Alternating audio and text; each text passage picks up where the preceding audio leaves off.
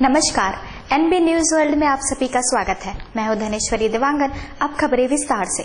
बाल अधिकार सम्मेलन सप्ताह के समापन कार्यक्रम में शामिल होने बॉलीवुड अभिनेत्री करीना कपूर खान रायपुर पहुंची। वे इंडोर स्टेडियम में जैसे ही दाखिल हुई, स्टेडियम में मौजूद 6000 से अधिक स्कूली बच्चों ने हाथ हिलाकर उनका स्वागत किया। इस मौके पर करीना ने कहा, मैं चाहती हूं कि पढ़ने आगे बढ़ने का जो मौका मुझे मिला है वो देश की हर लड़की को मिले। लड़कियां देश का गर्व है और उन्हें क्वालिटी एजुकेशन का पूरा हक है।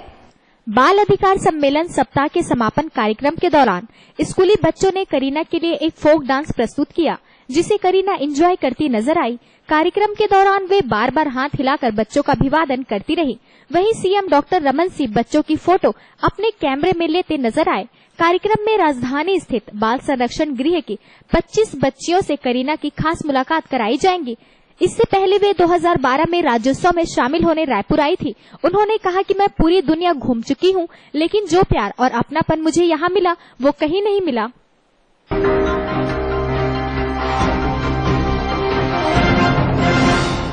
प्रधानमंत्री नरेंद्र मोदी आज से 5 दिवसीय विदेश यात्रा पर हैं। प्रधानमंत्री नरेंद्र मोदी आज से विदेश की 5 दिवसीय यात्रा पर है।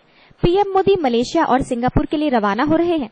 Modi Malaysia international exhibition and convention centre में सभा को संबोधित करेंगे। मोदी का दौरा 21 नवंबर से 24 नवंबर तक का है। पीएम पहले आशियाना सम्मेलन में शिरकत करने के लिए मलेशिया जाएंगे। मलेशिया में खासकर प्रवासी भारतीयों और भारतीय मूल के लोगों के बीच पीएम नरेंद्र मोदी की यात्रा को लेकर खासा उत्साह है।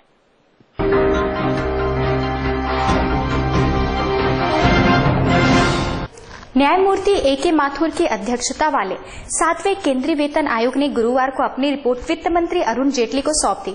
आयोग ने केंद्रीय कर्मचारियों के वेतन, भत्ते एवं पेंशन में कुल मिलाकर 23.55% की बढ़ोतरी की सिफारिश की है।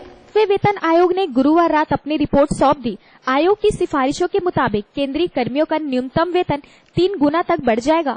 आयोग ने वेतन में 3% सालाना इंक्रीमेंट की और सभी कर्मचारियों के लिए 1 रैंक 1 पेंशन की सिफारिश भी की है।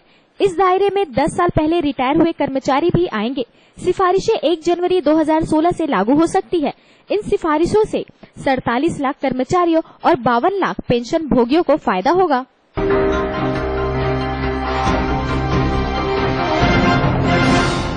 आतंकी संगठन आईएसआईएस ने पेरिस के बाद अब न्यूयॉर्क में हमले की धमकी दी है। एक वीडियो रिलीज कर आईएसआईएस ने कहा कि उनका अगला निशाना न्यूयॉर्क होगा। पिछले हफ्ते फ्रांस की राजधानी पेरिस में हमले के बाद आतंकियों ने वॉशिंगटन में हमले की धमकी दी है। आतंकवादी समूह इस्लामिक स्टेट ने जारी एक वीडियो में अमेरिकी राष्ट्रपति भवन पर हमले की धमकी दी है। इसके साथ ही पेरिस में और हमले करने की बात भी कही गई है। वॉशिंगटन स्थित मध्य पूर्व मीडिया शोध संस्थान के मुताबिक आईएस के पेरिस बिफोर रोम नामक इस 6 मिनट के वीडियो को इराक के दिलजा प्रांत में रिकॉर्ड किया गया है। इस वीडियो में एक आईएस आतंकवादी को फ्रांस के स्मारकों पर हमला करने और व्हाइट हाउस पर हमला करने की धमकी देते देखा जा सकता है। वीडियो में आईएस आतंकवादी कहता है कि हमने तुमसे शुरुआत की और हम व्हाइट हाउस पर हमले के साथ इसका अंत करेंगे। हम व्हाइट हाउस को उड़ा देंगे जिस तरह से हमने यहाँ की प्रतिमाओं को उड़ा दिया है।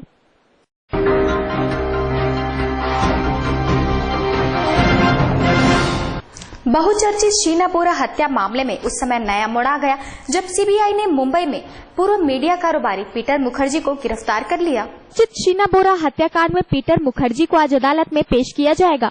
पीटर मुखर्जी को सीबीआई ने गुरुवार को गिरफ्तार किया था। जांच एजेंसी ने गुरुवार को मुंबई की अदालत में आरोप पत्र दाखिल कर दिया। इसमें इंद्राणी के अलावा खन्ना और राय को मुख्य आरोपी बनाया गया है। इस मामले में इंद्राणी, उनके पूर्व पति संजीव खन्ना और ड्राइवर श्याम राय की न्यायिक हिरासत आज खत्म हो रही है। मीडिया जगत की हस्ती रहे पीटर शीना की मां इंद्राणी के तीसरे पति हैं।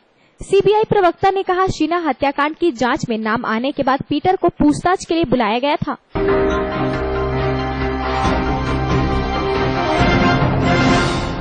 उत्तर प्रदेश के कैबिनेट मंत्री आजम खान ने अपने विवादास्पद बयान देने के क्रम को कानपुर में भी जारी रखा।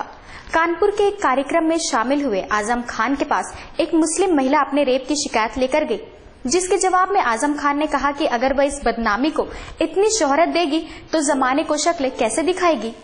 यूपी के कैबिनेट मंत्री आजम खान ने एक और विवादित बयान दिया है। हैरानी की बात यह है कि मंत्री ने यह बयान सार्वजनिक रूप से और विक्टिम के सामने दिया। गुरुवार शाम आजम एक प्रोग्राम में शिरकत के लिए आए थे। इसी दौरान एक महिला ने अपने साथ हुए रेप के मामले में सही कार्यवाही न करने को लेकर पुलिस में शिकायत करनी चाहिए। इस पर आजम ने कहा, अगर आप बदनामी को इतनी शोहरत देंगे तो जमाने को अपनी शक्ल कैसे दिखाएंगी। आजम जब भाषण दे रहे थे तभी इस महिला ने न्याय की मांग करते हुए अपनी बात कहनी चाहिए। इस महिला का आरोप पुलिस पर था। उसके मुताबिक 4 महीने पहले उसके साथ चलती गाड़ी में गैंगरेप हुआ था। उसने पुलिस केस दर्ज कराने की कोशिश की, लेकिन पुलिस ने बजाय रेप की धाराओं में केस दर्ज करने के केवल छेड़छाड़ का मामला दर्ज किया। महिला का आरोप है कि आरोपी खुलेआम घूम रहे हैं और उसे केस वापस लेने के लिए धमका रहे हैं।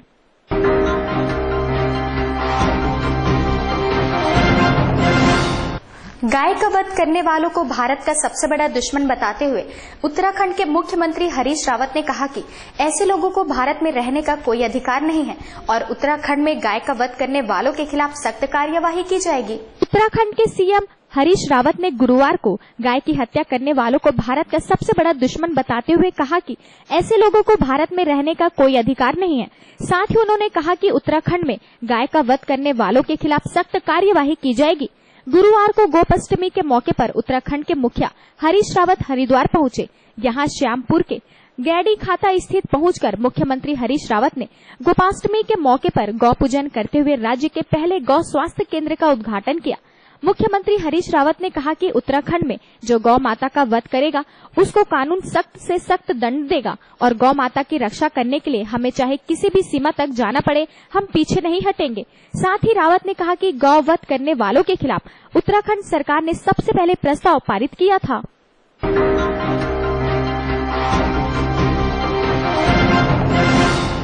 अफ्रीकी देश बोत्सवाना की डायमंड माइन में 1111 कैरेट का एक हीरा खुदाई में मिला है। इस हीरे को दुनिया का सबसे बड़ा हीरा बताया जा रहा है। का दूसरा सबसे बड़ा हीरे की खोज की गई है, जिसका वजन 1111 कैरेट या 2222 ग्राम है। इसे वैंकूवर की कंपनी लुकारा डायमंड ने अफ्रीकी देश नाइजीरिया से तलाशा है। यह जेम की क्वालिटी का हीरा है, जिसका आकार तकरीबन टेनिस के बॉल जैसा है। यह पिछले 100 साल में सबसे बड़ा हीरा है जिसकी खोज की जा सकी है। कंपनी के मुताबिक खुदाई के दौरान सेंट्रल बोत्सवाना इलाके कारोवा खदान से इस हीरे को मशीन ने तलाशा। कंपनी इस हीरे को तलाशकर अति उत्साहित है। फिलहाल इस हीरे की सही कीमत लगा पाना मुश्किल है। हीरे की कीमत उसकी गुणवत्ता, पारदर्शिता, रंग और तराशे जाने और पॉलिशिंग के मुताबिक तय होती है।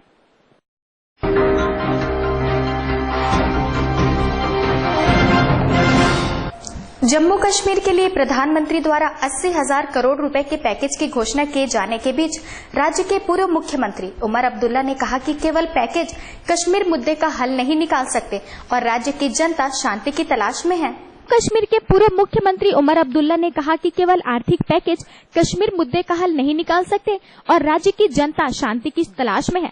अब्दुल्ला ने यहां अपनी संक्षिप्त यात्रा के दौरान उनसे मिलने वाले प्रतिनिधि मंडलों से कहा, मैंने एक जनसभा में तत्कालीन प्रधानमंत्री मनमोहन सिंह से राज्य के उनके दौरे के समय कहा था कि राज्य की जनता आर्थिक पैकेजों की तलाश में नहीं है, बल्कि क्षेत्र में शांति चाहती है ताकि उनके परेशानियां खत्म हो।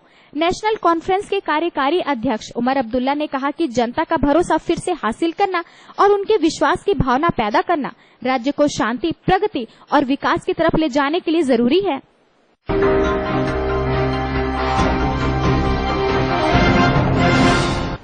माफिया सरगना छोटा राजन को 14 दिन की न्यायिक हिरासत में कड़ी सुरक्षा वाली तिहाड़ जेल भेज दिया गया। सरगना छोटा राजन को 14 दिन की न्यायिक हिरासत में कड़ी सुरक्षा वाली तिहाड़ जेल भेज दिया गया। उधर सीबीआई ने राजन के खिलाफ महाराष्ट्र पुलिस द्वारा दर्ज सभी 71 मामलों को अपने हाथ में लेने का फैसला किया। सीबीआई प्रवक्ता ने कहा कि राजन को 14 दिन की न्यायिक हिरासत में भेजा गया क्योंकि कथित फर्जी पासपोर्ट मामले में उसकी 14 दिन की पुलिस हिरासत खत्म हो गई।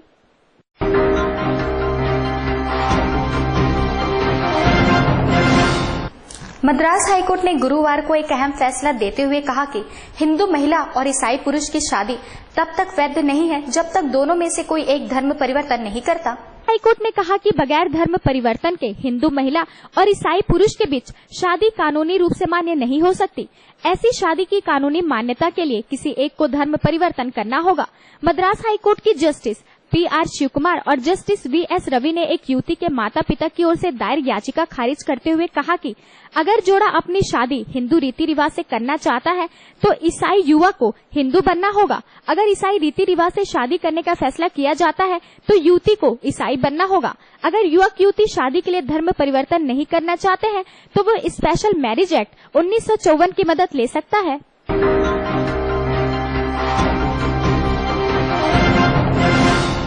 भारत के गृह मंत्री राजनाथ सिंह ने सीमा पर चीन के सैनिकों द्वारा घुसपैठ की घटनाओं पर भारत की चिंता से चीन के प्रधानमंत्री ली केकियांग को अवगत कराया। राजनाथ सिंह गुरुवार को चीन की 6 दिवसीय यात्रा पर वहां पहुंचे। चीन के सैनिकों द्वारा घुसपैठ की घटनाओं पर चिंता जताते हुए गृह मंत्री राजनाथ सिंह ने चीन के प्रधानमंत्री ली केकियांग से कहा कि जब तक दोनों पक्षों के बीच विवाद को लेकर कोई समझौता नहीं होता तब तक एक प्रभावी सीमा प्रबंधन होना चाहिए। ली के साथ 40 मिनट की बैठक के दौरान 10 साल में चीन का दौरा करने वाले पहले गृह मंत्री सिंह ने असरदार सीमा प्रबंधन की बात कही और सीमा पर शांति कायम रखने पर जोर भी दिया। उन्होंने ली तथा चीन के अन्य अधिकारियों के साथ बातचीत के बाद संवाददाताओं से कहा, मैंने घुसपैठ पर चिंता जताई है। उन्होंने कहा कि दोनों देश सीमा पर अमन चैन कायम रखना चाहते हैं, जो द्विपक्षीय संबंधों की रफ्तार तेज करने के लिए जरूरी शर्त है।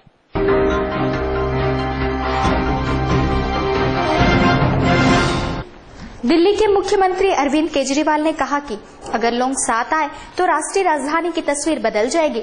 उन्होंने साथ ही लोगों से हाल ही में शुरू किए गए एक मोबाइल एप्लीकेशन का इस्तेमाल कर मलबे एवं कचरे की तस्वीर भेजने की अपील की। स्वच्छ दिल्ली ऐप दिल्ली सरकार और नगर निगमों की संयुक्त पहल है। दिल्ली के मुख्यमंत्री अरविंद केजरीवाल ने कहा कि आप जहां कभी भी मलबा देखें उनकी तस्वीर खींचकर ऐप के माध्यम से हमें भेजें और हम सुनिश्चित करेंगे कि कचरा 1 हफ्ते के अंदर हट जाए। हम मलबा और कचरा मुक्त दिल्ली सुनिश्चित करेंगे। बहुत कुछ किया गया और बहुत कुछ करना बाकी है। अगर 2 करोड़ लोग साथ आए तो हम दिल्ली की तस्वीर बदल देंगे। मुख्यमंत्री ने प्रगति मैदान में चल रहे भारतीय अंतर्राष्ट्रीय व्यापार मेले में दिल्ली दिवस समारोह का शुभारंभ करते हुए यह टिप्पणी की। उप मुख्यमंत्री मनीष सिसोदिया और स्वास्थ्य मंत्री सत्येंद्र जैन भी इस दौरान मौजूद थे।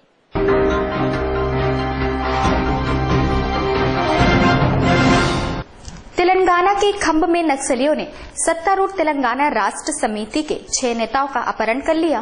तेलंगाना के खंभ जिले में 6 TRS नेताओं को पड़ोसी छत्तीसगढ़ राज्य में माओवादियों ने कथित तौर पर बंधक बना लिया। पुलिस ने बताया कि TRS के भद्रचलम विधानसभा क्षेत्र के प्रभारी M रामकृष्णा और 5 अन्य कल खंभ जिले के चारला मंडल के पुसुगुप्पा गांव गए थे। पुसुगुप्पा सीमा पर स्थित है और छत्तीसगढ़ से 5 किलोमीटर की दूरी पर है। उन्हें माओवादियों ने एक बैठक के लिए बुलाया था। खंभ जिले के पुलिस अधीक्षक शहनवाज कासिम ने बताया कि हमें सूचना मिली है कि इन 6 लोगों को माओवादियों ने गुरुवार को कुछ मुद्दे पर चर्चा के लिए बुलाया था और वे कथित तौर पर माओवादियों के कब्जे में हैं। पुलिस अधीक्षक ने कहा कि वे मुद्दे कौन से थे हमें नहीं पता। कुछ मुद्दों पर चर्चा करने के लिए उन्हें बुलाया गया था। उनके आने पर ही यह पता चल सकेगा।